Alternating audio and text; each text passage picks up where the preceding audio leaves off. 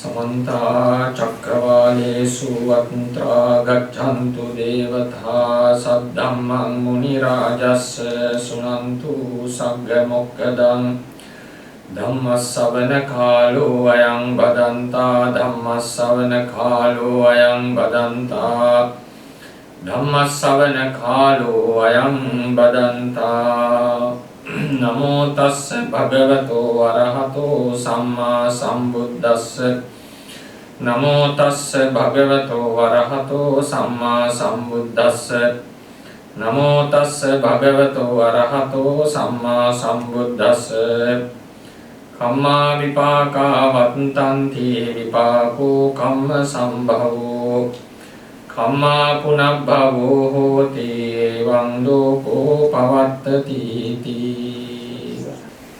Good evening, everyone.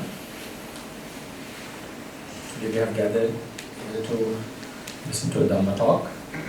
And I was given a special topic, which is a very delicate topic, about the karma and reincarnation in Buddhism.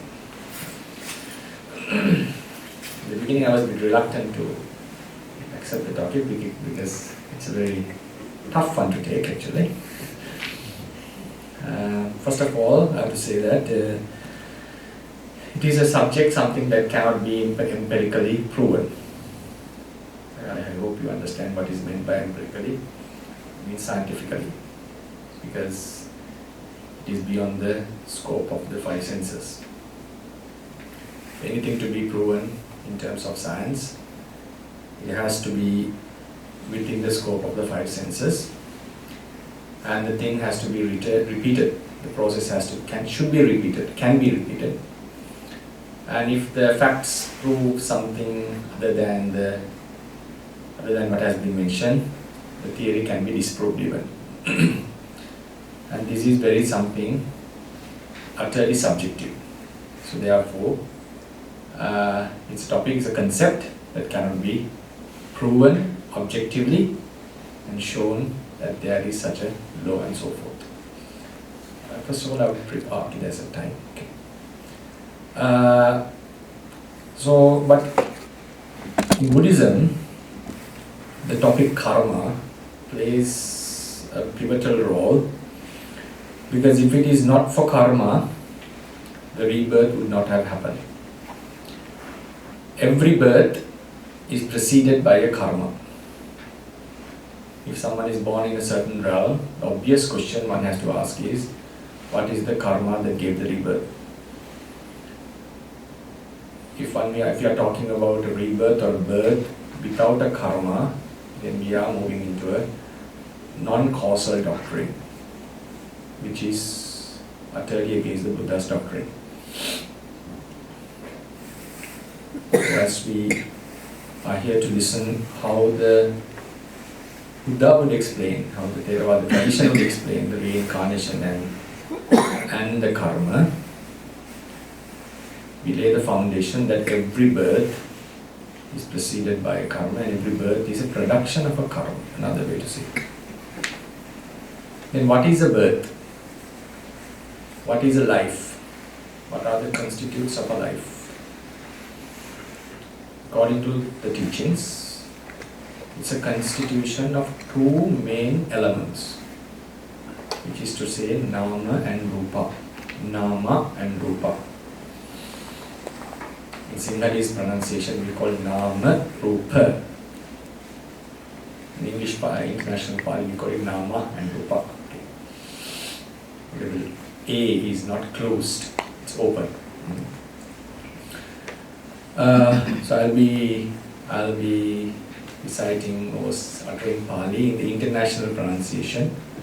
So at the end of every word, even though I'm supposed to say Buddha, I might say Buddha. Right? So please keep that in mind, that it is the international pronunciation. So when I give an English talk, I normally go into that pronunciation. So instead of saying Namo Tassa, I would rather say Namo Tassa. It's not distorting the language, because it's only in Sri Lanka that we utter Namo Tassa. In every other Buddhist country, you have to say it's Namo Tassa, right? Because That's a dialectical issue. Anyway, so what is the constituents of a life? Life is a combination of two elements, that is to say mind and matter. In other words, Nama and Rupa. This Nama Rupa in a certain life is produced by a karma. A karma.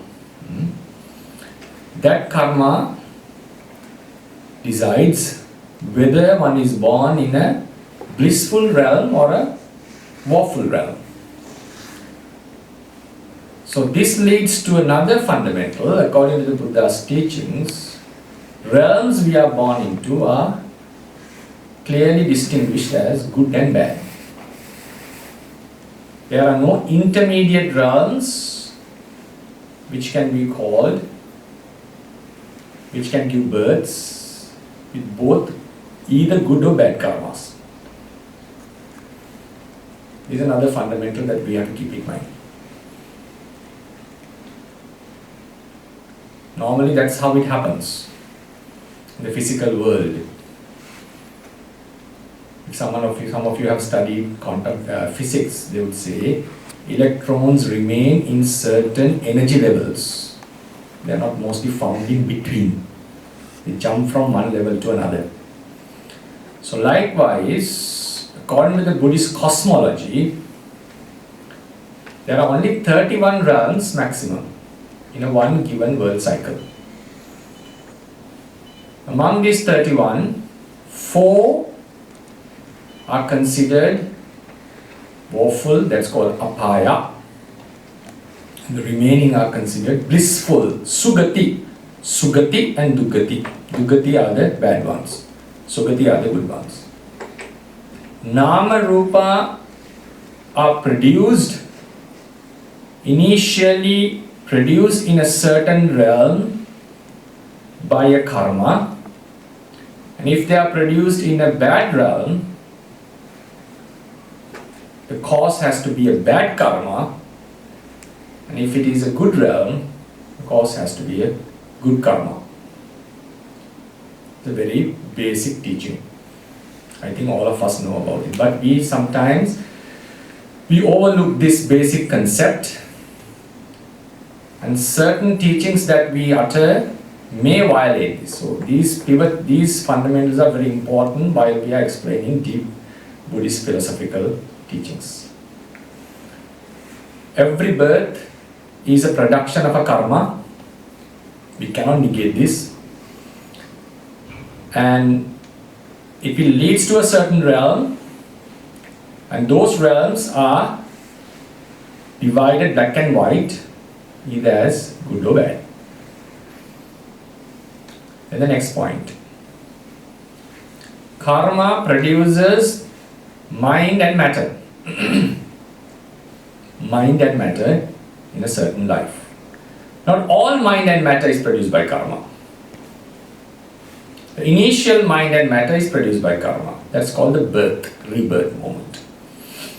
Before we scrutinize this very deep phenomenon, we have to find out the fundamentals. The initial mind and matter in a certain life is produced by a certain karma.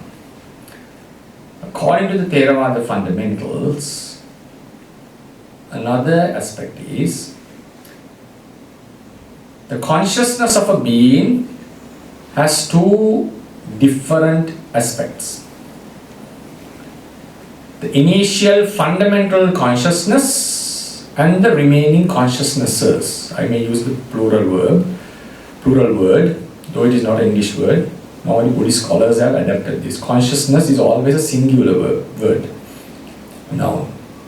But certain Buddhist scholars have used it as a plural noun because in Buddhism we talk multiple consciousnesses. So we have in every life we have a fundamental consciousness and other consciousnesses. But according to Theravada teachings, two consciousnesses can never appear at the same time. It's a very basic concept. There was a Buddhist school in ancient days, immediately after the Buddha's passing away, by the time when the Emperor Asoka ascended the throne, a school called Eka Vyavaharika, and another school emerged as Lokuttaravadins, and another Kaukotika. These three schools wiped out from the Buddhist spectrum very soon. They held on to the view that two consciousnesses could exist at the same time. One is the pure one, the other one is the defiled one. Because there are teachings the Buddha has said, the consciousness in its initial stage is pure and it becomes defiled afterwards. That's how they interpreted this. According to Theravada teachings, no, that's not the case. Two consciousnesses cannot exist at the same time. If you look into it objectively, it may lead to another confusion as well. Because with consciousness we get the self-view, we get the understanding that subjective experience is the consciousness, is done by the consciousness itself. So there can be a dilemma, which consciousness would think it's me, it's I? Which subjective experience should we prioritize? So therefore, according to most of the Buddhist schools, one consciousness at a time. So then we are talking about a lineage of consciousnesses that are appearing in a sequence. So the fundamental consciousness appears all the time whenever there is no special other consciousness. The other consciousnesses are as if emerging from the fundamental consciousness. But while the other consciousnesses are present, the fundamental consciousness doesn't exist. Temporarily, its lineage is ceased. But as soon as the other consciousnesses, which we call the functional consciousnesses, with which we listen, hear, see, taste, do all the activities, when these functional consciousnesses stop, immediately the fundamental consciousness arises. And then again, whenever an object comes, other consciousnesses come into the play. This is the fundamental, very important one. All the fundamental consciousnesses in one life of a certain being is produced by one single karma. One single karma. It can either be a good karma if it is birth is happening in a good habit, has happened in a good realm. If it is a bad karma, it's a bad karma if the birth has happened in a bad realm. So the fundamental consciousness is what arises while we are sleeping, while any other consciousness is not there. And this is the life stream which maintains our life. In Pali, in Theravada Abhidharma, we call it Bhavanga Chitta. Bhavanga Chitta. Now what happens is, this leads to another very basic fundamental. If all the fundamental consciousnesses in one life are produced by a single karma, that karma has a certain capacity to do so, and it's very obvious to us through our first-hand experience that the karma is an impermanent action. Karma means the action, right? Anything that we do is a non-material action that we perform, by which we do verbal, physical, mental activities. Whatever action we do, we start it, we finish it. It has a beginning, middle and an end. We do one karma, we listen to a Dhamma talk, we accumulate a good karma, and that's done. We do another karma, we do another worshipping, another offering. If someone is killing animals, kills one animal, kills another animal, he is accumulating new karma. One karma is impermanent. And we know that it is possible that we can upgrade the quality of a karma when next time when we do it, when we repeat it. And this shows that this impermanent karma has the capacity to produce nama rupa. It has the capacity to produce the fundamental consciousnesses, and it leaves behind a certain energy which we call the kamma sati. The capacity of the karma. Though the karma vanishes, it leaves the capacity, and capacity is within us. This capacity has to be limited. Why the karma is impermanent? It's a limited action. So what happens? Its capacity to produce the fundamental consciousnesses in one life has to end one day. It's a must. So Buddha gave the discourse saying, if anyone is born with a karma, and if the karma is impermanent, it should have a limited capacity. A limited capacitated karma cannot produce an unlimited infinite life. So he was certain anyone who is born has to die. Nati jatasya amaranam.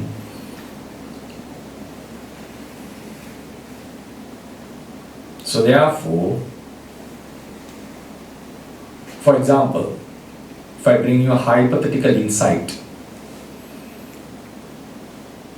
if one life, fundamental consciousnesses of one life can be produced by various karmas, imagine, given the length of the samsara, given that there is no beginning in samsara, if someone finds out the possibility or the mechanism to bring forth past karmas to produce new fundamental consciousnesses in one life, there is at least a possibility of an infinite life. Because when a certain karma's capacity finishes, you can bring another karma and extend your life. And Buddha was certain that it is not possible at all. Not possible at all. A permanent, infinite life is not possible. Why is that? As the Theravadians explain, that's because all the fundamental consciousnesses in one life, which is the life stream of a life, of that life is produced by a single karma, and the single karma is impermanent, which can be observed through our senses. The Bodhisattva was convinced even before his enlightenment. He said to Uddakarāmaputta and Ālārakālāma, "We are talking about a permanent life due to this jhana. I'm not convinced. Because I can see this jhana is impermanent. An impermanent jhana producing an infinite life and a permanent liberation, I would not accept that. If the cause is impermanent, I cannot accept the fact that the result would be infinite. If the cause is impermanent, result cannot be permanent. This is the foundation. So this doctrine of karma elaborates why every life is impermanent. Why every life must end. It doesn't say that why every life could end at any time. No, it must end one day.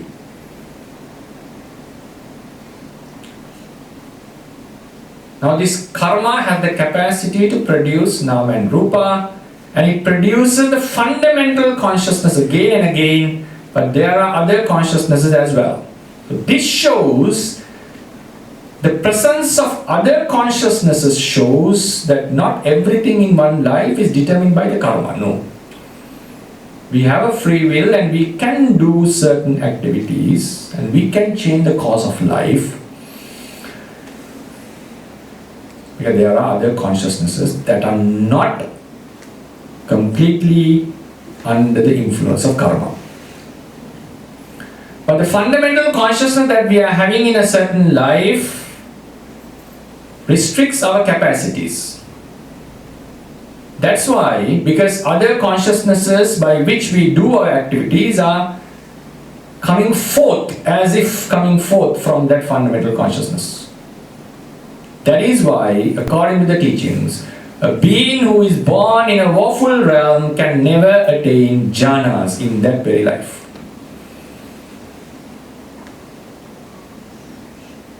For example, if I say I'm going to run Paris Olympics this year, 100 meters, you say, come on, Bhante, how can you run?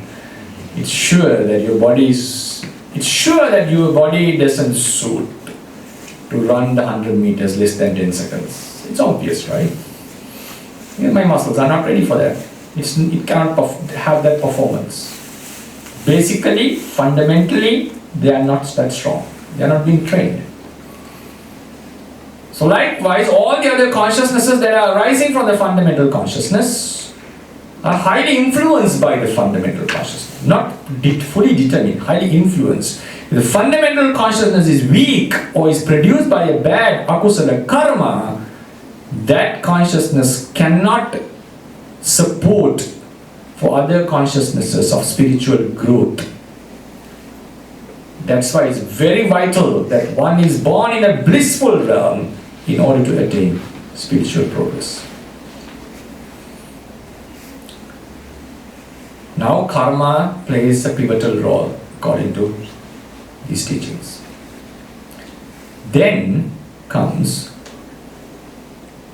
I'm going into some deep aspects of Theravada teachings which we normally don't discuss. What is this karma? Teachings are very clear. Chetana ham bhikkave kammang vadami. It's the chetana itself is the karma. What is chetana? Chetana is the volition, intention. In another word, the force of the mind to do a certain action. Another translation would be effort. That is different from virya. Virya is the energy that helps your mind to continue a task that you have initiated. Without energy, whatever task we initiated, we cannot take it till the end. Chetana is the intention to do a certain activity. If I happen to kill an animal and come to the Buddha and ask whether I accumulated karma or not, he would ask the question, what was your intention? Did you intend to kill the animal or not? The intention itself is a force. It regulates the entire mind at that moment, and it also influences the body. A simile is given in books. If an engine is working with air, a steam engine for instance, every part of the machine is working, but the main force is the air itself. So likewise, when we are working with our body and the mind, verbally, physically or mentally, the force that makes all the body parts, verbal activities, mental parts to function, that force is the chetana, like the air in a steam engine. That is the real force of the mind. And that also has an intention to do. Then we leads to another topic called ethics, which I am not going to touch upon. Now this energy accomplishes certain tasks. For instance, if I want to drink this water, I have intention. With my intention, my body moves, my arm stretches, I lift it, and I drink it. If I want to offer something to a monk, I take my cup. If this was given to me, I offer to him the water and dedicate it to him. I have the intention of giving it instead of using for myself. Now there's a creature here, I have the intention to kill it, I lift my hand and crush it. So all my bodily activities were initiated or regulated or done by this force, intention. That's the Chetana. It's a mental activity, it's a mental force, it's a non-material thing. This non-material thing has the capacity to move the matter. I know it violates the modern physics, just leave it behind. If you want free will, there's no other way than being a dualist. Right? No other way. So you lift the hand and you crush it. Lift the hand and offer it. So Chetana has the power to move the body. And Chetana accomplishes the tasks that we have done. And what was behind this Chetana? That's the desire to do so. I had a desire to offer the food. I had a desire to kill the animal. Right? And Chetana accomplishes this desire. It doesn't need to be based on craving, but I had a wish to do something. I wanted to offer this to someone. I wanted to kill the animal. And Chetana accomplishes this desire. So that is the desire that was present in our mind, and it was accomplished by the Chetana. At the same time, please note that even we are being not aware of it, there's another desire constantly present in us. That is the desire to live. That desire is something inherited in us. It's latently present. It's sort of a disposition. Buddha has termed this anusaya, the latent defilement, latent craving to live. And this latent craving is present in us even while we are doing a wholesome deed.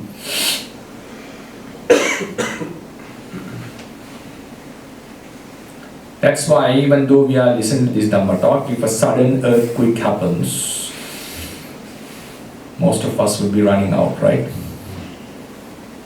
Suddenly everything changes. Why was that?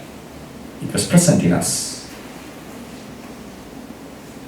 There's no wholesome latent disposition according to Buddhism. It's only unwholesome latent dispositions. One of the most fundamental are the craving to live, desire to live.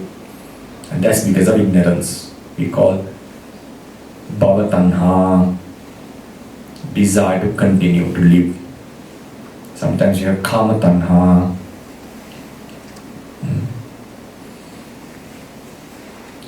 It's present in us. I'll give you a simile for this. Think about a country which is ruled by terrorists. Okay, name it for yourself. And think about the people in this country. We feel very pity about them. Oh, they are in constant fear. They cannot enjoy themselves. They cannot see a future for their children. We know we never wish to be in such a country while enjoying the democracy in a country like this. But if you analyze it deeply, if you scrutinize their lives, is it that they are always living with constant fear? Don't they have any enjoyment in their lives? Don't they enjoy with their children? Don't they have parties? Don't they laugh with each other? Yes, they do. They do have good times. But in the overall sense, for example, they may have a party in a house, but suddenly if they hear a knock at the door, everything vanishes, all the happiness goes away. If the knock is too hard, the constant thought is maybe the military has come and something is going wrong. And we consider this as a constant fear. Even though they are in happy states time to time, we name it. They're in constant fear. What is this constantness? Whenever the conditions come, fear rises. Whenever the things change, instantly fear arises. Whenever they hear a bomb sound, fear arises. But they do have good moments. But they have been haunted by the fear constantly. What is this fear?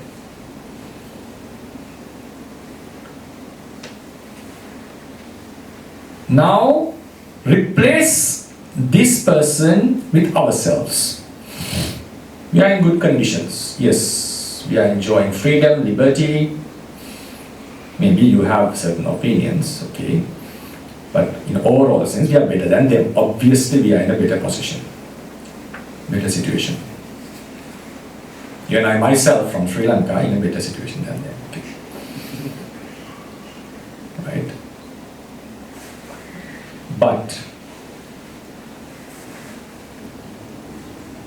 what does it take for us to change our moods? A sudden earthquake.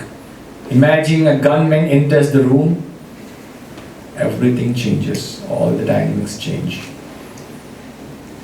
A vehicle is suddenly coming towards us, everything changes. How would you think an Arahant would look at us? Oh, they are in good status, but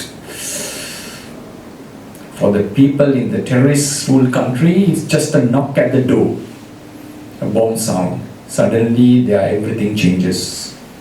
But for us, yes, it takes more causes, but still, if someone points a gun at us, everything changes. Earth shakes, everything changes. We suddenly get a call. Robbers have entered the house. Everything changes. So we term them as in constant fear. How would Arahant would term us? Yes, they are in good condition. Like, yes, those people also had parties. Arahant would say, yes, they are in constant fear. It just takes a short moment. The dynamics changes and they completely lose their peace. What is this? We too are in constant fear. That's why Buddha said. He said this in Dhammapada. Tasinaya purakkata paja parisappanti saso badito. The people who are led by craving to live. Tasinaya purakkata paja, the humans led by craving. Parisappanti saso badito. They are in constant fear like a rabbit who is captured in a trap. Rabbits are very panicked, right?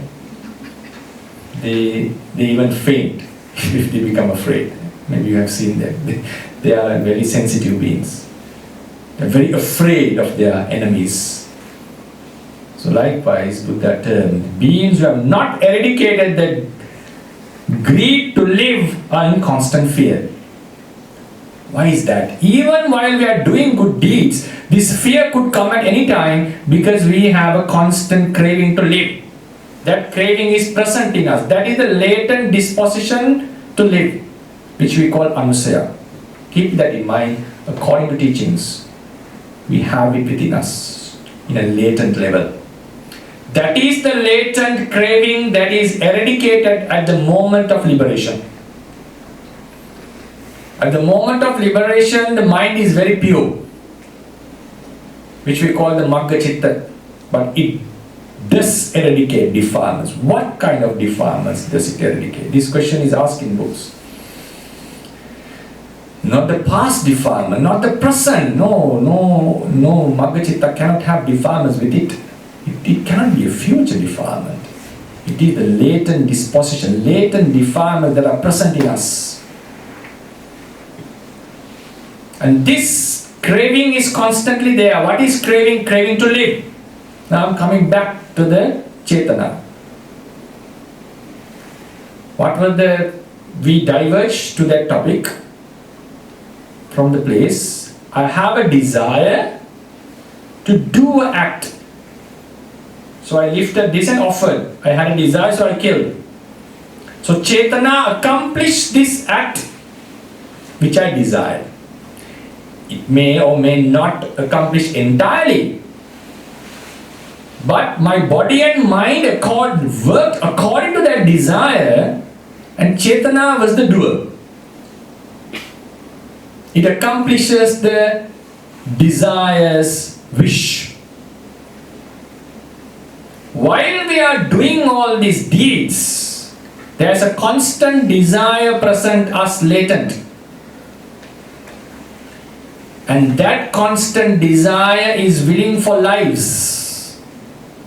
Is willing for lives. Life is Nama and Rupa. Lives are combinations of mind and matter. In the end, it has desire for mind and matter. So when the Chetana is accomplishing the task on the surface, this same force will be dedicated to accomplish the desire of the latent wish to live.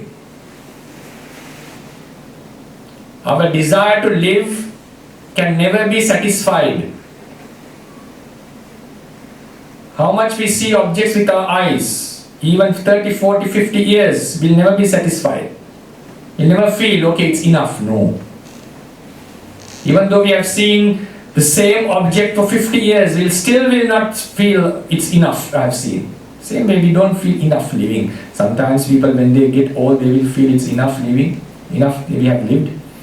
Even a person who is going to suicide, a suddenly car comes into his body, he will just shake and run away, jump. Sudden reaction is to save the life. So, latently the desire to live is there. Desire to live is to have Nama and Rupa continuously. So, my first desire, first level desire to do an activity, to offer this thing was accomplished by the Chetana. To kill the animal was accomplished by the Chetana. The latent desire to have Nama Rupa more and more, who is going to accomplish this task? Who is going to fulfill this task? My upper level desires were fulfilled by Chetana. Who is going to fulfill this desire?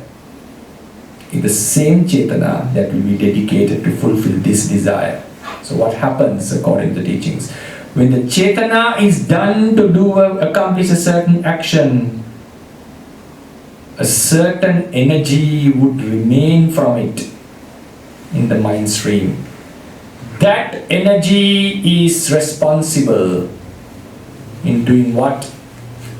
When the fundamental consciousnesses of this life is ending, because the karma is finishing, the karma which gave the birth expires, one of such energies which are left over, according to the desire to live, would come forward and give another rebirth.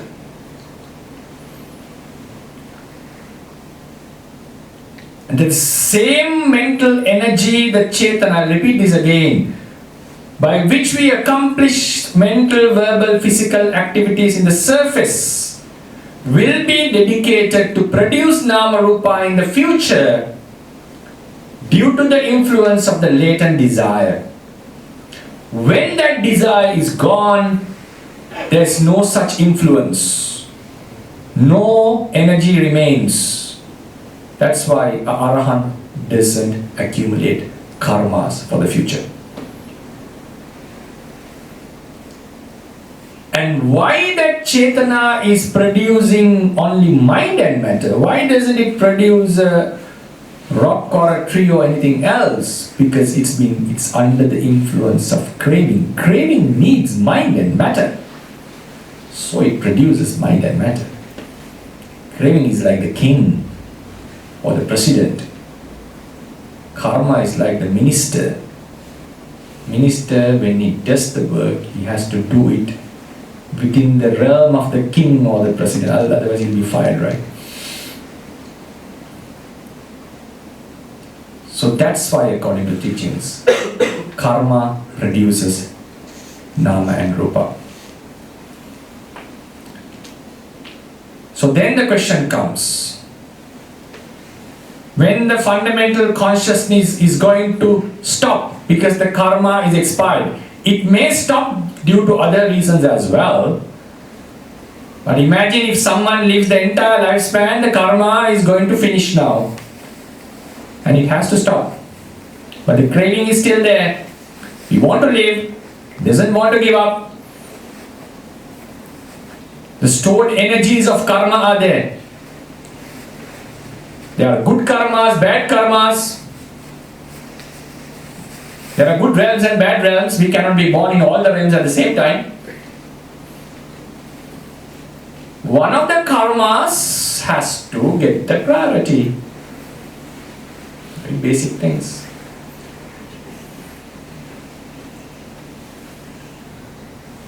Why does a karma get the priority? Or gets the opportunity? Because of the desire to continue.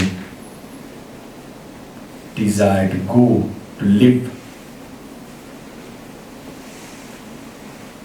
If such desire is not there,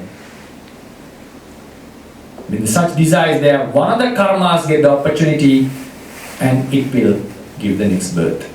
That karma will either present itself to the mind, it will present any of the objects related to it to the mind, or either it will present the future life which it is going to take us, where it is going to take us.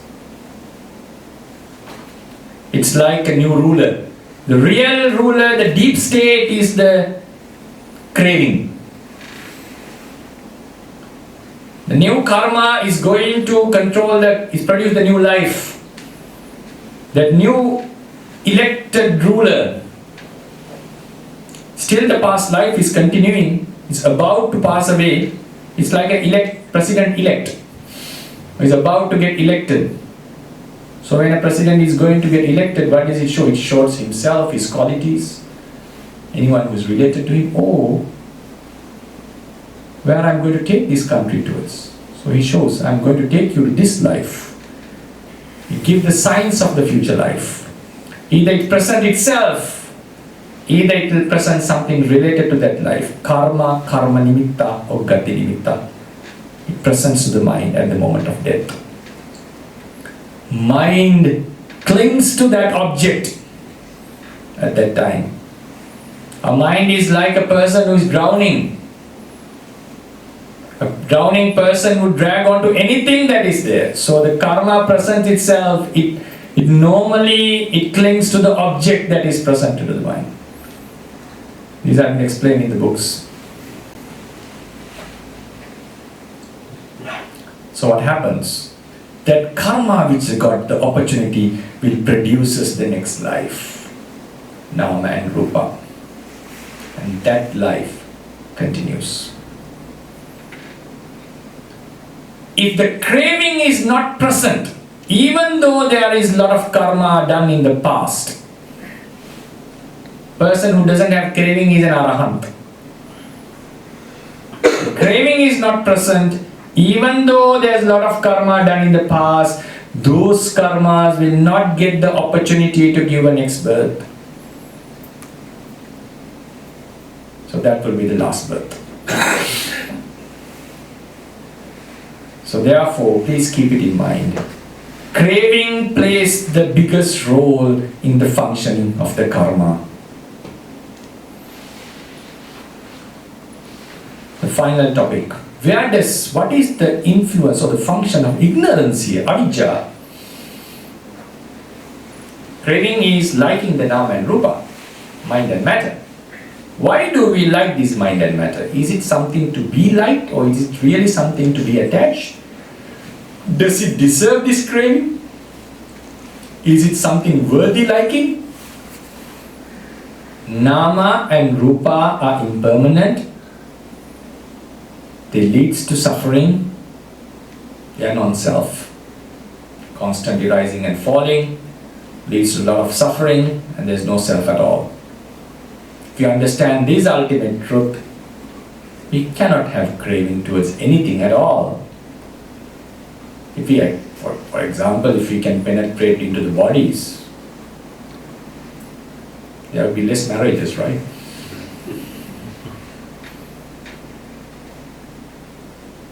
So if you see the truth, if you understand the reality, if you understand it deeply, craving cannot exist within us. So craving exists because of ignorance. And karma can play its role. Finally, there is a linkage between ignorance and craving as well. That's the final topic. I'll explain how craving is related to karma. How karma produces nama and rupa under the influence of craving. Karma is the chetana, it is a force to do the activities while it accomplishes the desires in the upper surface. There is a craving for nama and rupa to live, and this force, a part of this force, a certain energy is dedicated to that craving, and that stored karma would produce nama and rupa under the influence of the craving. When it gets the opportunity at the moment of death, and it produces nama and rupa because it's under the influence of craving. And craving exists within us because of the ignorance, because we are not enlightened, fully enlightened. So it shows ignorance to karma. Ignorance supports craving, and craving supports karma. And there's another loop. Ignorance to karma. Where do you find this in the doctrine? Because whatever I say, I have to match it with the doctrine, right? Upadana paccaya bhavo, upadana, there is craving. There is another element called wrong view, which I am not going to bring into the topic because it will extend the topic. And it will be really interesting, but it complicates things. The craving and karma are very much related. Where do we find ignorance and karma? Avidya paccaya sankhara. Sankhara are the karmas. Ignorance causes karma. How do we explain this? Link between ignorance and craving is very clear. What is the link between ignorance and karma? Karma is a force. It accomplishes the tasks desired by this desire on the surface of the mind. And a part of it is dedicated to accomplish the desires in the latent level. So we term it as an extra force is there. Atireka vega. That's how it is termed in Pali books. Extra force. And that extra force will remain.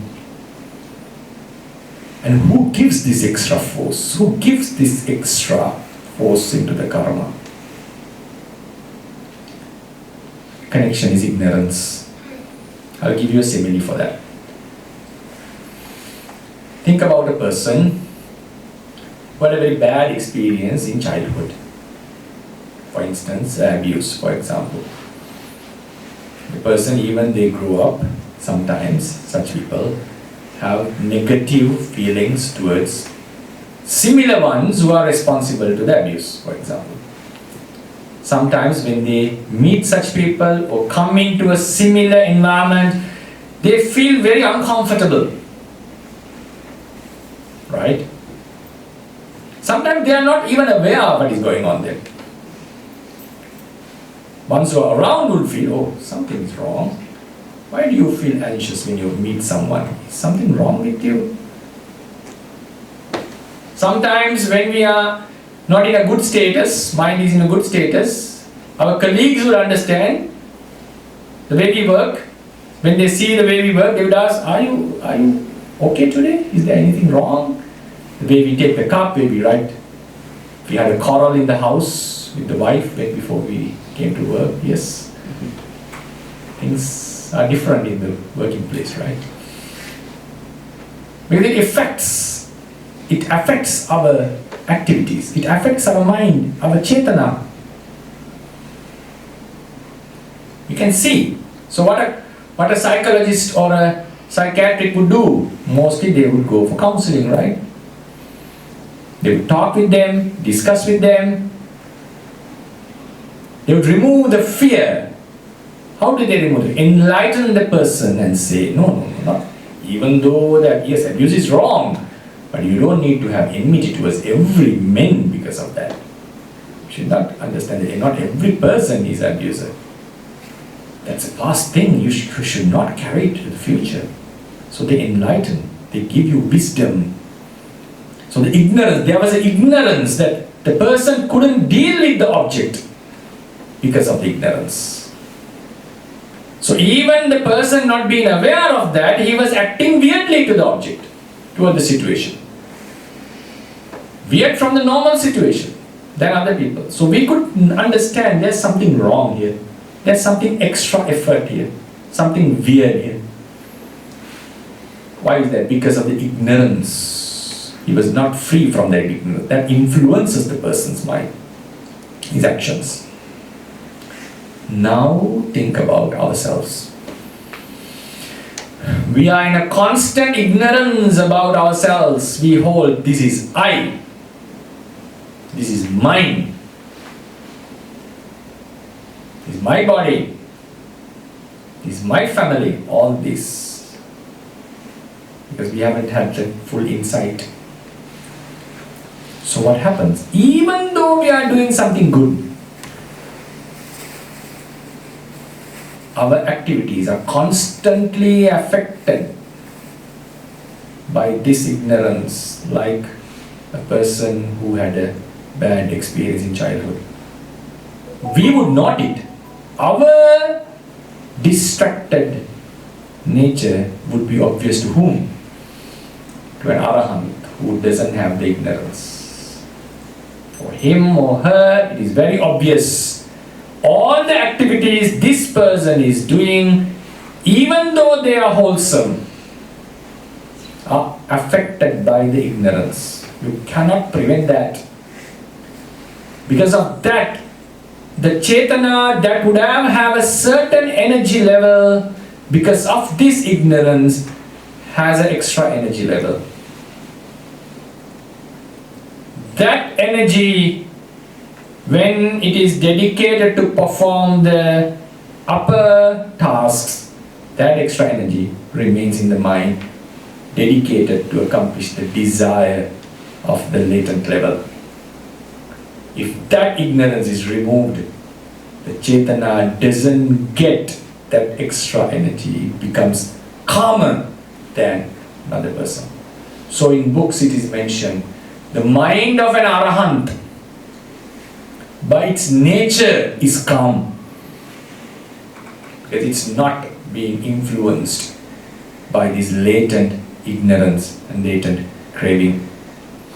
So the actions of an arahant Chetana of an arahant doesn't go into that extra energy level, and it doesn't leave behind any energy force for the future. So he doesn't accumulate any karma. That's the linkage between ignorance and karma. So I have talked one of the deepest philosophical things that are mentioned in Theravada doctrine. Everything I have mentioned is referred to the Theravada. Nothing is mentioned from my own intuition. No. All have references. So if it makes sense, if it is logical, that's up to the audience to accept or not. We can ask questions, obviously. So this is how karma and reincarnation can be explained in a deeper level in Theravada teachings. So what would be the final outcome? What is the final aim in Buddhism? A rebirth means a production of nama and rupa. Since karma is impermanent, every life has to end. As long as karma is present, rebirth is inevitable. And this has to keep on going. Buddha said, what is the purpose? And if there is no self, what is the purpose at all? So then, what we are supposed to do is to prevent the karma giving a rebirth. Mechanically, that's what you have to do. If karma is giving the rebirth, stop it. So some ancient teachers said, destroy the karma. In order to destroy the karma, torment your body. Self-mortification. Buddha said, no. If you want to destroy something, mental thing, you have to bring the utterly opposite nature. There's nothing fully opposite of karma. One can bring the argument. But isn't it that wholesome is opposite of unwholesome? Yes. Wholesome is opposite to unwholesome. Then what is opposite of wholesome? Unwholesome. So does it mean that you have to do unwholesome to stop the wholesome? No. Wholesome and unwholesome are two divisions within the karma. Both wholesome and unwholesome leads to a rebirth. So if you want to stop the rebirth, you have to stop both. In order to stop wholesome, you have to do unwholesome. To prevent unwholesome, you have to do wholesome. It doesn't make any sense. This is not to say not to do wholesome, because unless you are not born in a good realm, you will not be able to do this. So you have to do wholesome. But still you have to prevent the karma from giving a rebirth. So how to prevent it? You cannot destroy it, because there is no nature that is utterly opposite of chetana, force. So Buddha said, no, not self-mortification. Then what? Destroy the craving. Yes, if you destroy the craving, karma would not get the opportunity and new karma would not be accumulated. Yes, that's a good point. Destroy the craving. If you destroy the craving, no birth would happen. That's what he mentioned in the Dhammacakka Sutta. Still, there's a slight problem. Can you destroy craving while there is ignorance present? Because craving strives from ignorance. The cause of the craving is ignorance. Yes. And craving cannot be destroyed alone. There's a cause for craving, ignorance. And how about destroying ignorance? Yes, perfectly okay. If you destroy ignorance, no space for craving. No ignorance and craving, no new karma and past karma cannot give a rebirth. So he shown the path against ignorance, vipassana. Avidya is ignorance. He showed vidya, understanding, wisdom. The problem is how to come to that wisdom. You cannot just buy it from a shop. Something has to be developed here. Because if craving is here, if ignorance is here, they're destroyed here. It's not a fight outside, it's a fight, internal fight. Bring it here. In order to bring it here, obviously you have to have some concentration. You cannot do it with a distracted mind, because you have to understand the true natures of Nama and Rupa. The ignorance is about Nama and Rupa. Understand the true nature, now you have to have concentration. You have to have concentration to some level. A distracted person would never be able to do that. To gain concentration, first you have to restrain from bad behavior. Sila, Samadhi and Panya. So he taught the doctrine of Sila, Samadhi and Panya. When the Panya comes to its culmination, that's the time Vidya will be destroyed. Avidya will be destroyed, sorry. When avidya is no more, at the same time, craving will be destroyed. New karma will not be accumulated. Navang natti sambhavang. Past karma will be there. You cannot destroy the karma. That's why Arahant would still experience karma vipaka. There's no way you can destroy the karma. Only ways you can prevent the karma from giving a new rebirth. And that's called destroying the past karma. Khinam Purana. According to Theravada, destroying the past karma means not giving it the opportunity to make a rebirth and that would be the end of suffering. Because, to conclude, as long as craving, ignorance and karma is present, at this moment, even though I am not dead, Namarupas of my next life is about to arise. It's just a matter of time that I die. If I die now, I'm not Arahant, obviously. If I die suddenly, rebirth would happen because causes are here. When the causes are here, the effect which has not arisen yet should be considered as arisen. Should not be neglecting it. Should not be neglecting it. Give you a simile. Okay, this will extend a few minutes again. An asteroid is coming towards the Pacific Ocean. No, we are facing the Southern Ocean, right? Yeah, okay, Southern Ocean. NASA is saying, okay, it's going to fall at that point, and such a huge tsunami is going to come and it's going to the Melbourne coast. It's going to come to the Melbourne coast. It's going to fall in 7 days. And you can see the photos coming, it's coming, and NASA says, very sorry, we don't have the equipment to destroy it. So what will be the option? Australian government, the Victorian government, evacuate. There's a very bold person comes and, oh, don't worry about the future, live in the present moment. Don't worry about the future has not come yet. It may happen or may not happen. Will you follow his advice? Obviously not. Why the reason? Because it's clear to you in the screen. NASA is showing, NASA is reliable. Obviously you take NASA as reliable, right? Okay, that leads to a different discussion, but okay. Take it as reliable, okay? It's coming.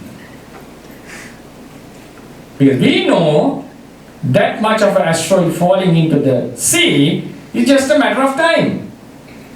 It's obvious the tsunami is going to come.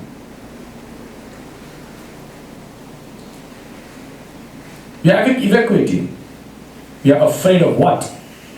The cause is there, effect has not come yet. We are dealing with the effect that has not arisen yet. Why we take it seriously? Because the cause is there. Cause is present. Even though the effect has not arisen, come up yet, as long as the cause is there, we cannot neglect it. So now take it, my example. My causes are here, even though I am not dead. Just a matter of time. The next Namarupa is going to happen. Hopefully in a good realm. In a divine realm maybe, okay. Right? So, and it can lead to a woeful realm. Countless rebirths are waiting for me as long as the causes are here.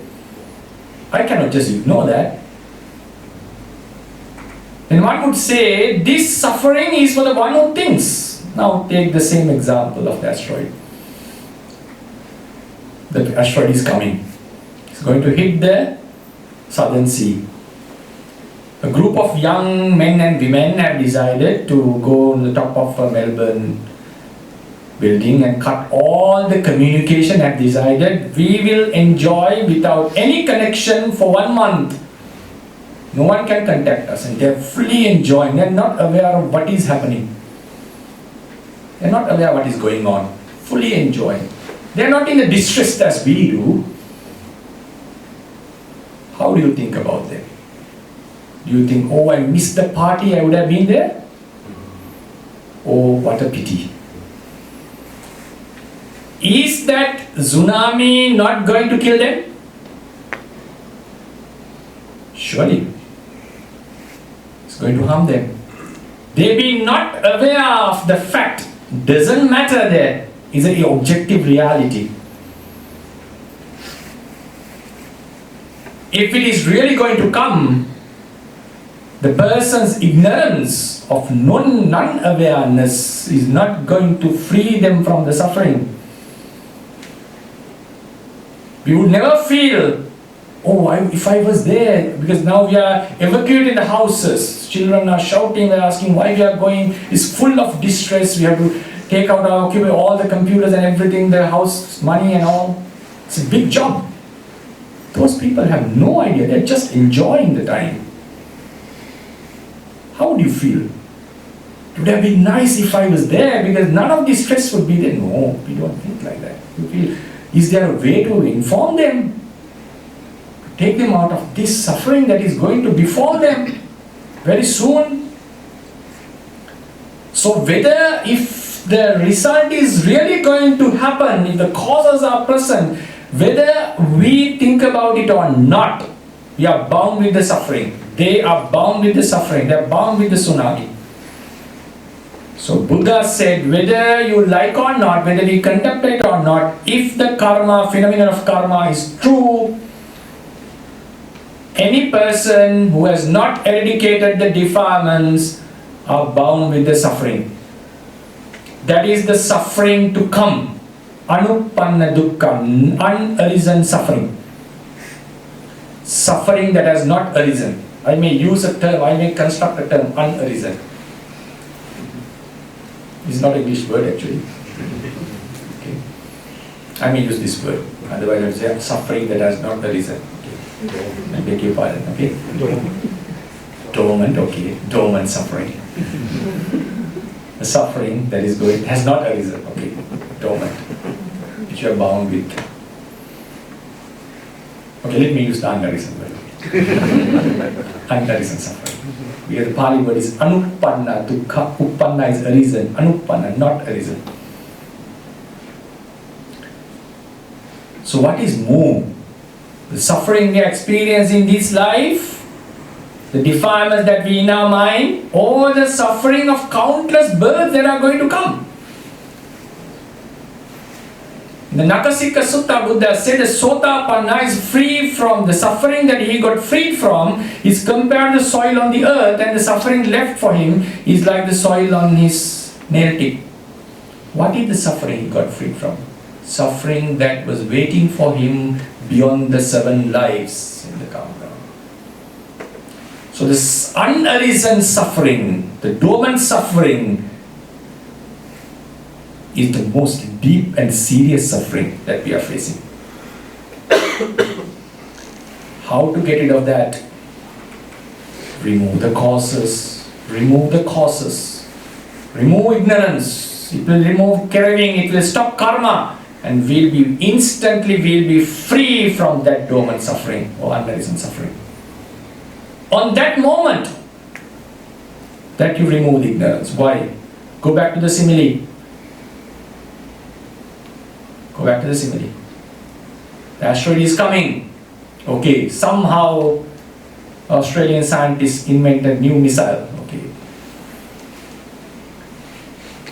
It was going to fall on 7th of November. And from Australia, they sent a missile on 3rd of November and destroyed the asteroid. And it was going to fall on 7th of November. It was destroyed on 3rd of November. You got free from the tsunami. Okay. Surely you are going to celebrate it next year, right? Day of liberation from tsunami or whatever. And it's good for many companies also. Right? What is the day you are going to choose? 7th of November or 3rd of November?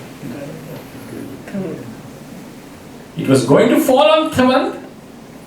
It was destroyed on 3rd. 7th or 3rd? 3rd. That's the day we got the liberation. The cause was removed. That's the moment we got free from the effect. So now. So when does an arahant attains the liberation? The real liberation. Is it at his death or at the moment he removes the defilements? The moment he removes the desire defilements, that's the moment he is free from the unarisen. A Sotapanna becomes free from the immense of suffering the moment he attains this liberation. So Nibbana is something that you attain in this very life. Yes, for Arahant there is something left till he die that will be finished at the moment of death. There is also some kind of an end of suffering there. Because something was left to use the body, his physical pain was there. Even though he's not attached to that, some kind of distress was there, physical problems were there. But the real now, the liberation from the suffering to come was attained the moment he attained. And that liberation is called nirvana. That's the liberation from suffering. And that has been a state that is existing forever. Already existing. Conclude the talk. I've been saying this a few times now. Anyway, so Buddha has said there are two states only. He said, I only said two states. Dukkhan cheva panyapemi. Dukkhasacha nirodham. In Alagadupama Sutta. Dukkha nirodha. There's no third state. He's referring to the beings, living beings. Now consider this. This is the suffering that we encountered in the past lives. This is the present life suffering. This is the suffering to come, and this extends. This is the freedom of suffering, absence of suffering. Only two states were there. When one eradicates all the defilements, the suffering to come would vanish. So what is left? The freedom from suffering. And that freedom of suffering has been existing. A simile. Think a motor is constantly working. Tuck, tuck, tuck, tuck, tuck, tuck. To stop the motor, every sound arises, vanishes at the moment, right? Tuck, tuck, tuck, new sounds are arising. When you stop the motor, are you stopping the last sound of the motor, or you have stopped new arising of the sounds? What do you think? Yes, new arising of the sounds, right? I think you got the point.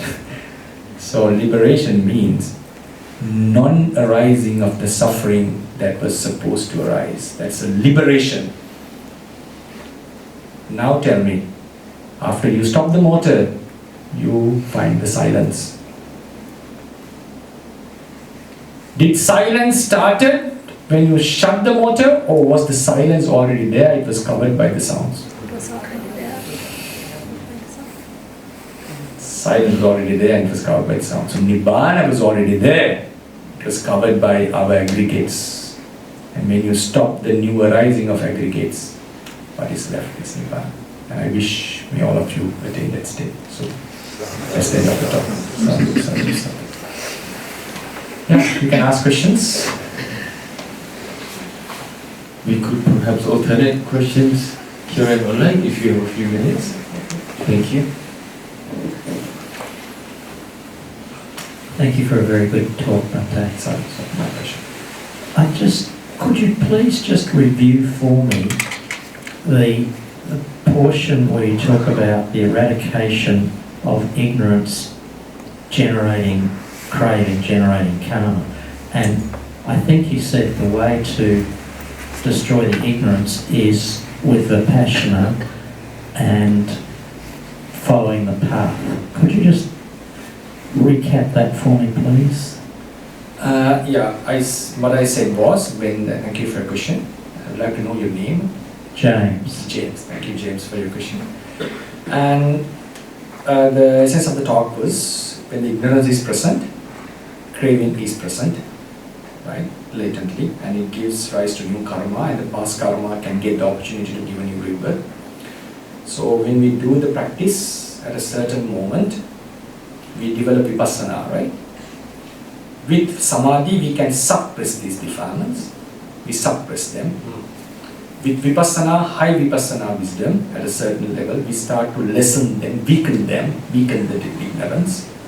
When we reach the culmination, which we call the liberating moment of attainment, we completely cut this off, ignorance, because we develop wisdom It's like ignorance is a darkness. You light the light, darkness is dispelled. When the wisdom arises, ignorance dispels. When no ignorance, craving cannot sustain. So when both are gone, past karma cannot get the opportunity to give a new rebirth, and new karma will not be generated. That's the point. Alright, thank you. Okay, so Thank you, Venerable. There is a question from online. okay. It is from Zehisa. It says, if I become free from being born again, what happens after I die if there is no self who is to be free? So I suppose it refers to your process description and if you are liberated. Right. I would like to rephrase. Thank you, Fraser. Zehisa. Sehisa, thank you for your question. I would like to recap the question a bit. If the question is asked, what happens to I after death? The question is not valid, because in order to happen for something to happen to you, first you have to exist in the first place. Right? This question was asked from the Buddha. Buddha was accused. You are destroying the living beings with Nibbana. Come on, monks. First of all, show me the living being first in order to destroy it with Nibbana. It's just Nama and Rupa. Okay. Nama and Rupa exist. We consider it as a self, but still it's a suffering. It's a suffering. So, what is the non-arising? Non-arising, with liberation we get rid of suffering. Still there's a question, I understand, you feel. Who gets released from the suffering? No one gets released. Obviously no one gets released. So in the ultimate sense, there is a generation of suffering which could have continued, it stops. If you term this as a self, conventionally, that same being is liberated conventionally. Conventionally, the same being suffered and same being attained. It's conventional saying. Because the name of being is not applicable to this life only. That being existed in the past and it will live for future as well. The suffering that is to come also belongs to that being conventionally. So if you say conventionally he was suffering, still there's no being, conventionally he got freed from the suffering. This is the simple answer. In terms of ultimacy, there's no being, it's just a lineage of suffering that would have continued and it stops. And conventionally, if that lineage is termed as the being, the continuation would also have termed as the being, and the liberation from it would have been the same being. So we say being got the liberation. But still it seems there is something there. What is the purpose of this? Right? I know this question is there. I ask a counter question. If there was a self full of suffering, agony, would Nibbana make sense? Yes, very good, thank you.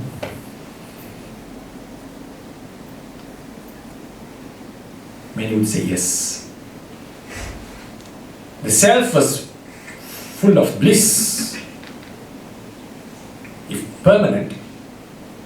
Okay, just I'll give you one hint. If Siddhartha Gautama found the realm which is permanent, would he advocate Nibbana or that realm? Permanent realm, right? Mostly, right? Right? So there's no permanent realm, so they said Nibbana. But still, philosophically, one can ask, what is a permanent life? Would you still keep on enjoying the permanent life? Would you get bored with the permanent life? Or anyway, right? Right? Because infinitely you are living, right? Anyway, it's a philosophical point. Mostly, even I would prefer, okay, it's a permanent life, it's good. So anyway, if there is a self full of agony, Nibbana makes sense. I understand what you mean. Now I'm going to dissect this self. This is the self.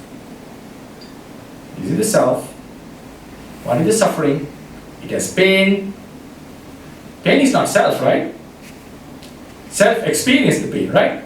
Pain, misperception, misunderstanding, wrong decisions, bad experiences, all are found. This is the suffering with the self. What the Buddha has said. The suffering is contained in the self. So destruction of such self inherited with suffering would be a bliss. Yes, it makes sense. But the Buddha has said, monks, there is no self. But the elements of suffering are present. Pain is there. Misperception is there. Misunderstanding is there. Wrong decisions are there. Suffering is there. The suffering is there without a self. So it's still suffering. No self, suffering is there. So we can explain suffering without a self. Then still you ask the question, if there is no self, in this very life, if there is no self to experience the suffering in the future, still you ask the question, what is the purpose of Nibbana? Still valid, the question is still valid. I know that. Then it's come to the practicality. Now we are in the question and the answer, both are in the same grounds. Okay, there's no self, you are saying, I'm saying there's no self in the present life, in the future as well. Okay. And what is the purpose of Nibbana? The practical question. So now there's no self here, suffering is going to come, no self. What happens if I'm burnt alive now? Would I say, oh, it's no self, so let it be? I will surely struggle, right? That's the problem. If there's no self, we take it as a self. So therefore, in future lives also, even though there's no self, we will take it seriously as a self. Elements of suffering are present. Though it's not mine, the mind takes it at mine, makes it a big problem and suffers. So, in the end, an enlightened Buddha being would say, you are suffering something that doesn't belong to you, conventionally using you, not ultimately using you, right? So what Buddhism is saying, this is why it's so delicate, and it is one of the only philosophies that I have encountered that is talking about this. It's non-selfness. Non-selfness is also a created word in English. Non-selfness is non-self doctrine, but suffering is there. Though there is suffering without self, the nature of the consciousness it sees, it takes it as a self and it starts to struggle. Even though it's very obvious there's no self, the problem is still there. Even though there's no self in the coming lives, the problem will still come there. A person in the past life, for example, I would have thought, okay, no problem, where I will be born, there's no self, doesn't matter. That statement is not valid now. I'm suffering. That statement is not going to be valid in the future life. So the problem is, even though there's no self, I know ultimately there's no one who is liberated or no one is suffering. The problem is, the consciousness takes it as a personal thing. So it has to be stopped. Otherwise, unnecessary suffering is continuing. The responsibility is with the is upon the non-self consciousness, because it takes it as itself. I hope I answered the question. I know there are counter questions you can ask if you want. It's an amazing answer. Anyone else have a question? Reverend sir, you mentioned that there were 30-something realms, right? 31. 31 realms, Yes. and out of those 4 were apaya, or the lower. Yes. And we are, as minis, probably we would be a good realm, right? It's human, yes. Human, as it would be a good realm. Now my question is, how can you explain that against increased population of the humans? Population is increasing, so does it mean that it comes from another realm to another realm? Of course. Is there a transfer? Yes, that's the answer. That's the answer. So all realms in total are one number, or one lot. There's cycles. One cycle has 31 rounds, and there are many such cycles, infinite number of such cycles. So, infinite number of beings.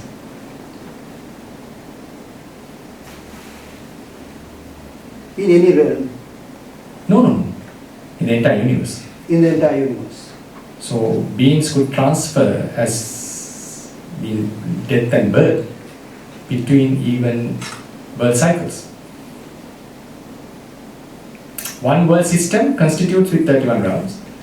Another world cycle with 31 rounds.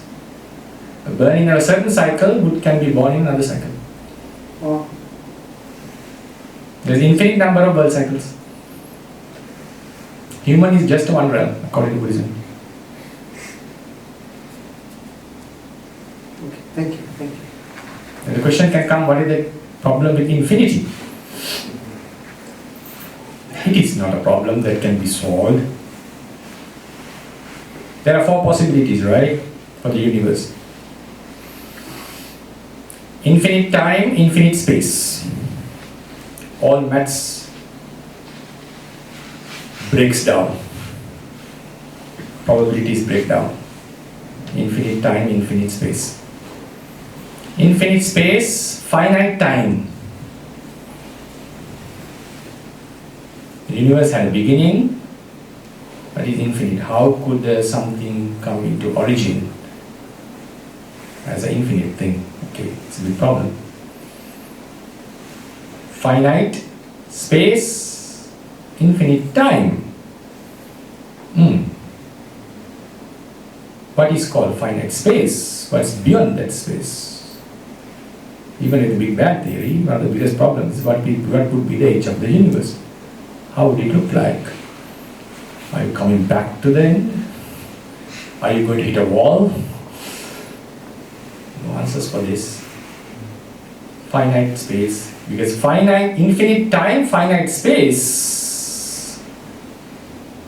All the probabilities could occur in an infinite time, and the space has to end one day.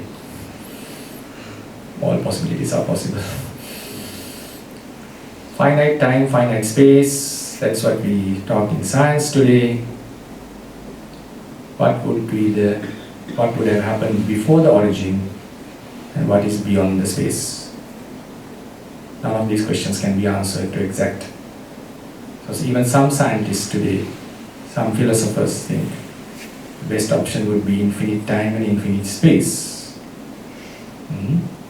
There are counter arguments for that, I know, for infinite space.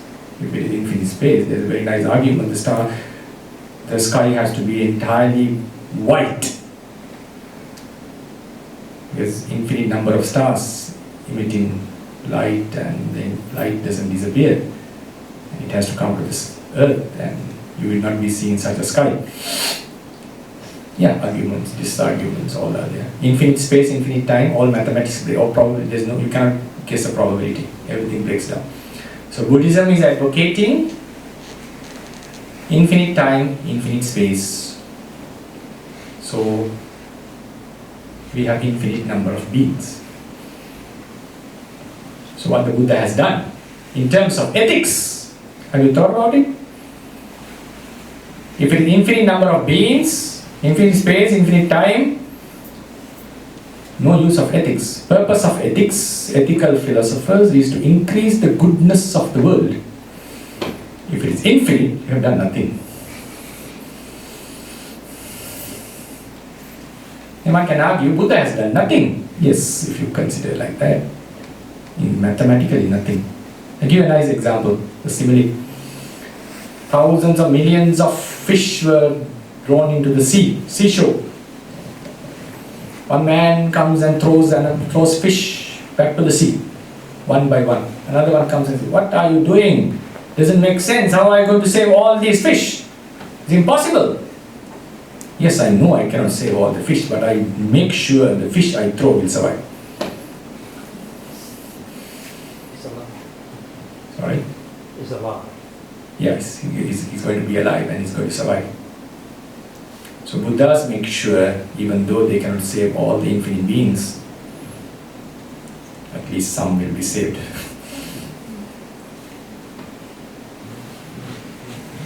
Yes. Bhante, thank you for a very good talk. Just one question. You talk about fundamental consciousness. Is it what is the Pali word for that? Bhavanga. Which sutra we can find out? You can find it in Dhamma. I'm asking sutra. Sutra in the word of Vijnana. Vijnana. With the word Vijnana, we refer to the Bhavanga. You don't find the word Bhavanga in sutras. But no fundamental consciousness in sutra, right? Yeah, the word Vijnana we interpret as both fundamental and non-fundamental. But consciousness always has those six senses. No fundamental. Consciousness means six sense consciousness. Yeah, the Mano part.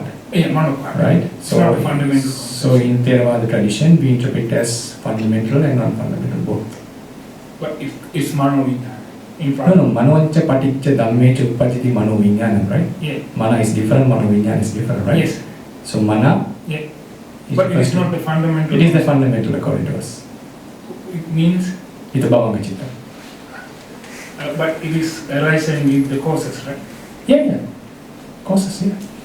Yeah. It is also arises with the causes. There is no way it is like separate from causes, right?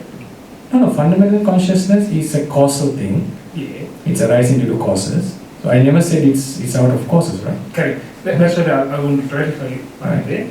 So fundamental consciousness means Mano. Yeah. Mano is fundamental, yes. Yes. That's the Pali, right? Yes. That's what you're referring to. Yes, obviously, yes. Yeah. That's what I just want to clarify. Thank you. Manancha Paticca Dhammecha Uppajjati Mano Vijnana, that is the fundamental consciousness. Yeah. Can I ask more questions? Venerable, you take some more. Yeah, I will take questions. If they have questions. Theravada Saranai Bhante. Okay, you can sit and ask. Please don't kneel. No need to kneel. Please sit and ask. No problem. Please use the mic. Theravada Saranai Bhante. Yeah. Thank you. And now series of events that Bhante described is ignorance, then craving, Okay. and then Chetana leading to karma, then rebirth with different nama and rupa based on karma, either to suffer or to a blissful life that you can do good karma. So this is to break this cycle.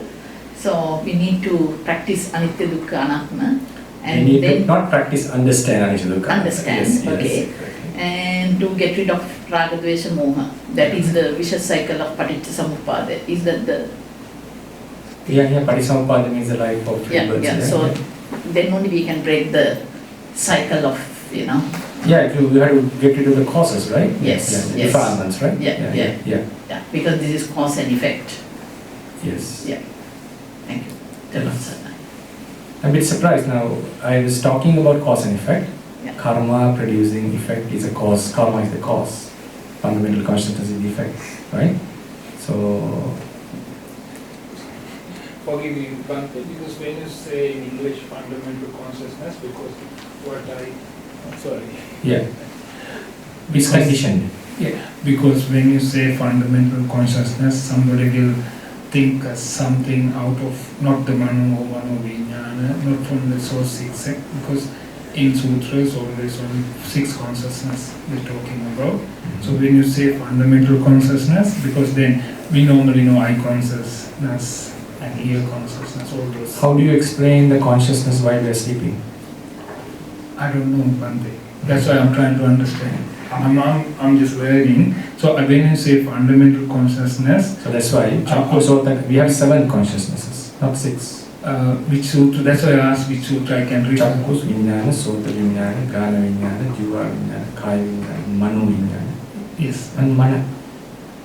That's why I'm trying to understand which sutra I can read for that. This is in many sutras, right? Manancha Paticca Dhammecha Uppajjati Mano Vijnanam. Yes. Right. Satipatthana, you mean? In Satipatthana Sutra? No. In Vedanupassana or Chittanupassana? These are in many sutras. Yeah, I mean, Chakkuncha Paticca Rupecha Uppajjati Chakku Vijnanam. I remember that one is in somewhere in Satipatthana Sutra. No, not in Satipatthana. Where can I get that one? There's Sorry.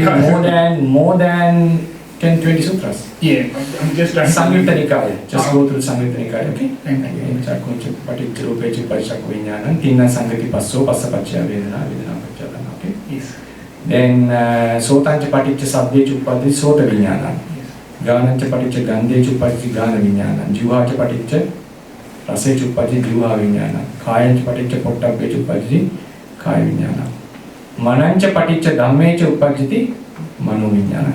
So this mana is the fundamental consciousness. According to Theravada tradition, we call it savajjana bhavanga citta.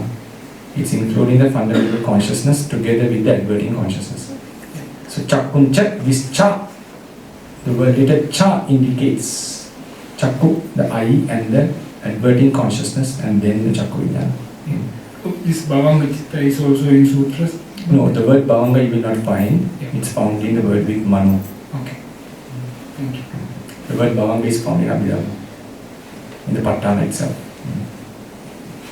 Thank you, Venerable. Would you take a question from online? Okay. It's a rather personal question, Okay. and it is from someone who says they have been diagnosed with a rather serious condition, a terminal cancer. And how would you relate this experience in terms of self and non-self? That's the question asked about terminal cancer being diagnosed. Okay. How would you help them relate it to their experience, or this experience to the self and non-self? Yes. Discussion? I hope it's not personal, right? It's asking a question, right? It is a question they are asking about themselves. Okay. They are diagnosed, right? They are, the person is Okay. diagnosed. I'm really sorry to hear that, and I wish you a speedy recovery first of all. And in this sense, there's nothing to think in terms of a self, because there's no self, right? So what we have to consider is like, this is the nature of the rupa, and that's according to Anantalakkana Sutta. That's why the Buddha has said, if rupa is a self, that would not lead to sickness, right? Rupam hidam bhikkave attha abhavissa naidam rupam abadhaya samvatteya. If rupa is a self, that would not lead to sickness. Yasmachako bhikkave rupam anattha, as the rupa is not a self. Tasma rupam abadhaya samvatteya. Therefore, rupa leads to, matter leads to sickness. So this is a fundamental reason why the Buddha has said all the five aggregates are non-self, because they lead to suffering. So therefore, under this thing, under this explanation, we have to understand that this indicates, this shows that non-self doctrine is elaborated, right? So at that time, with the mind, we focus on it, we know about this cancer or any sickness. Rupa is one element, consciousness is another element. We observe it, and they are two different elements. And sometimes we get distress, we get suffering, we feel unhappy, we feel sorrow. So these are all emotions arising with the consciousness and passing away. And also we have to understand that it can be caused by a karma, it can be caused by some other reason as well. We cannot just attribute everything to karma. And yeah, so what we are supposed to do is to understand the non-selfness of the life based on this. And also we have to keep it in mind, even though the one I'm speaking, I'm not being diagnosed with a cancer at the moment. Maybe I will not be diagnosed with a cancer in this life, or maybe I will be diagnosed in the future. But surely if I remain in the samsara, these kind of sicknesses are inevitable. So that's the nature of it. And all of us would surely have experienced such suffering in samsara. So therefore, this is not something that is common to you in this very life. It's something that all of us have experienced immeasurable times in the samsara, according to Buddha's teachings. Buddha has said very clearly, if you see a man without hands, without legs, without ears, come into a conclusion. Nittame tangantabbang tumhepi amhepi evarupam dukkam pacchanabhutam. Come into a conclusion that we also have experienced such suffering in samsara, and try to get rid of that, preventing it from happening. Prevent the non-arising, prevent the arising of suffering again. So in order to do that, we get rid of the ignorance. So this can be motivation for us not to have the suffering again. So obviously, that would be my advice. I wish him speedy recovery. Thank you, Venerable. Both people who you have responded to, they both put a thank you message in the chat for you. Should we conclude? Yeah. There's one gentleman wanted to ask a question. Two of them, maybe we can give them for the last year. Thank you, Bhante. I was thinking of that when you, at the beginning you said that scientifically we can't prove what Buddha said. So regarding like latent kilesas like that, how did Buddha recover? Is it Buddha found this? This is through his sarvajñata knowledge, or how we have to have the faith on Buddha and we have to believe all that? Because we can practically we know these things, but how did he go through this like scientifically to explain all this to the general people? You have been the best person to answer that. Not me, obviously. Right. I can give it a try. Do we need to close the place? Or No, it's okay. 10 more minutes, okay. I'll make it a quick answer then, right? So it means at 9 we will close, right? Okay, right. So I would rather say that I don't know how he understood this. I'm still wondering how he could do that in his own. Today, if I present this to a person who doesn't have any belief on karma or anything, the first thing I would approach is whether we present day. This is not what I don't think this is what the Buddha would have taught, and Buddha would agree, I suppose. I would come with the deterministic future. If we want to get rid of determinism, we want to have a free will. Only possibility is that we have to have a non-material element. I don't know whether you have thought about it. If everything is material, if everything is governed by material forces, laws of physics, unless you go to the quantum level, which is random, if it comes beyond the atomic level, everything is determined. It can be determined, predicted. And we are in a deterministic world if there's only matter. And it is a fact according to science. And if you want to get out of that, the only possibility is, which is a philosophically not very popular, unpopular, there has to be an immaterial thing. There has to be an immaterial thing which can make decisions, a causal agent, and which can influence this matter according to its decision and change the course of the matter. That's the only possible way that you can have a non-deterministic future which you can change. If we want to change the global warming, if we think we are heading towards the wrong direction, if we want to change that, if you have any glimpse of hope, implicitly you are talking about an immaterial element that can influence the matter.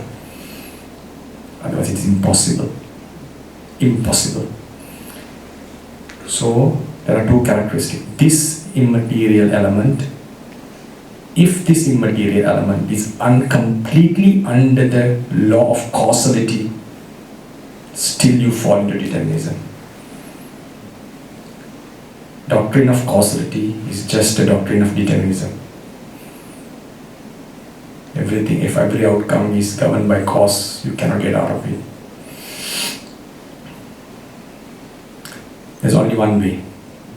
Even you bring the non-conscious element into the topic, if that non-conscious element is completely governed by causes, you still fall into determinism. Because materiality is governed by causality. If consciousness is also governed by causality, you cannot get out of determinism. The only way you can get out of determinism is this consciousness should be making decisions, and it should be able to make a decision against causality. Otherwise you cannot break the causal chain. You may not agree with me with this. This is a according to philosophy, this is scrutinized to the bottom level. Unless you break the causality, you cannot get a determination. So according to Buddhism, everything is causality, condition, caused by conditions. Every consciousness is conditioned, including the fundamental. But that consciousness is able to make decisions, and those decisions are not completely under the influence of causes. You have a choice, very slight choice, according to Buddhism. Almost determined, but you have a slight choice. Only then you can get rid of the deterministic view. Okay, I just talked something else. The point I want to emphasize is there has to be an immaterial element that could take decisions. I'm not saying consciousness is not conditioned. I'm saying the decisions taken by the consciousness, if they are under the influence of causality 100%, you cannot get out determinism yet. Should be able to make a choice. Only then you can get rid of determinism. So the main elements of this consciousness, it should be able to make a decision, and it should be able to influence the matter according to the decision, so we can plan the future to some extent. Now, this opens the gate to us. Though it's utterly against physical laws, it breaks the causal closure. A scientist would laugh at me, but I would laugh at him that he's laughing according to determinism. You are determined to laugh at me, and I'm determined to say this. That's how I would laugh at him. Okay?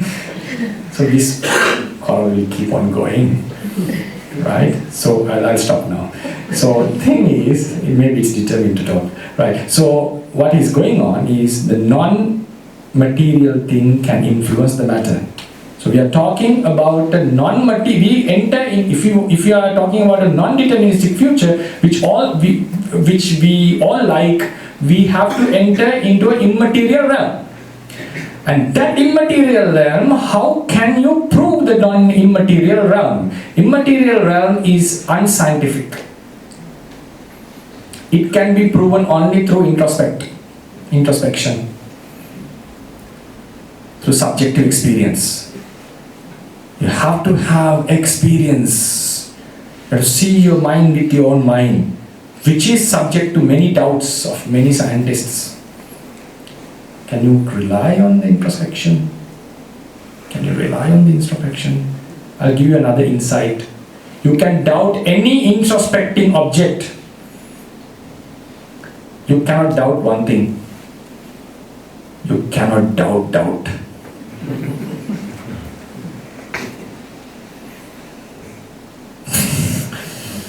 If you doubt the fact you are doubting, forget about the discussion. You can doubt anything. You cannot doubt. How do you come into the conclusion about doubt? Only through introspection. If you come to the conclusion about doubt through introspection, you can come into conclusion about all the emotions through introspection. So introspection is something that is reliable. So Buddha was introspecting, and this spiritual realm, with this spiritual, you can see your mind, with concentration you can trace your mind to the past, and more the wisdom, he goes into this deep phenomena. Karma, yes, that is the deeper, that is why he has to practice paramis for such a long period, and he had to understand this. I would like to extend this discussion, but I have to stop it now. So I would stop this attributing. That's the genius of this Buddha. Even the first jhana, we can't explain to anybody. Right. With the material. Yes, understood. Yes.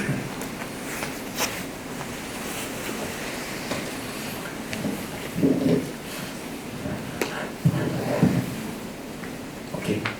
Thank you, Venerable Watagoda, on behalf of the Buddhist Society Victoria. I think we all agree this has been one of the most thought-provoking and profound discussions we have had, and we really appreciate that you have come and shared it with us. Would you like to share merits? Yes. Okay, we shall share merits with all the dead relatives and the deities. Idang wo nyati nang hotu sukita hontu nyatayo. Idang wo nyati nang hotu sukita hontu nyatayo. Idang wo nyati nang hotu sukita hontu nyatayo. With the deities, Akasattha ca Bhummatta Deva Naga Mahiddhika Punyantang Anumoditva Chiran Rakkantu Sambuddha Sasanang. Akasattha ca Bhummatta Deva Naga Mahiddhika Punyantang Anumoditva Chiran Rakkantu Sambuddha Desanang. Akasattha ca Bhummatta Deva Naga Mahiddhika Punyantang Anumoditva Chiran Rakkantu Sambuddha Savakang Chiran Rakkantu Tan Sada. May this Dhamma talk, listening of the talk helps us to attain the final liberation. Idam me punya kammang asavakkaya vahang hotu. Idam me punya kammang asavakkaya vahang hotu. Idam me punya kammang asavakkaya vahang hotu. Sabba dukkha pamuncatu.